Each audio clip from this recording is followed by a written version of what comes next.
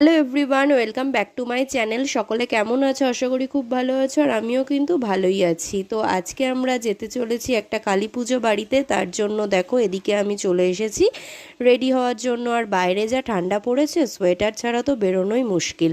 এদিকে এবার নাও আমি একটুখানি সেজে গুজে নিই। তো প্রথমে আমি একটু কনসিলার অ্যাপ্লাই করে নিয়েছি। পুজো বাড়ি যেহেতু যাব, বেশি সাজলেও চলবে না, আবার একদমই না সাজে গেলেও কেমন দেখতে লাগে, তাই না? তো তাই জন্য কিন্তু আমি এখানে হালকা পাতলা সেজে নিচ্ছি। আর লাস্টে কিন্তু এদিকে একটু কাজলও পরে নিচ্ছি, আর তারপর একটু লিপস্টিক দিয়ে নিলাম। আর এবার চলো চুলটাকে বেঁধে নেওয়া যাক। ওদিকে তো সকলে রেডি হয়ে গেছে, আর সকলে মিলে আমাকে তাড়া দিচ্ছে তাড়াতাড়ি কর। তো চলো এবার আমিও কিন্তু রেডি হয়ে গেছি, এবার যাওয়া যাক। এদিকে আমার ঠাকুমা দাঁড়িয়ে আছে বাইরে, আর ওদিকে মা ঘরে তালা দিচ্ছে। আর এই দেখো আমাদের সাথে যাচ্ছে ছোট্ট ভাই, তো ওদেরও নিমন্ত্রণ ছিল। আর ও তো যাওয়ার আগেই বাজনার আওয়াজ শুনে প্রচুর নাচ করেছে।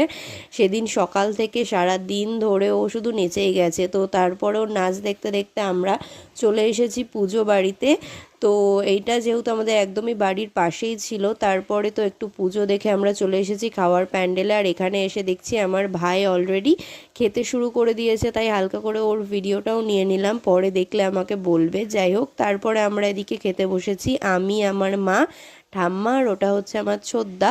তো সকলে মিলে খেতে বসে পড়েছি। আর তারপরে দিয়ে দিয়েছে প্রথমে খিচুড়ি, আর তার সাথে দিয়েছে পালং শাক, যেটা কিন্তু খুবই ভালো হয়েছিল।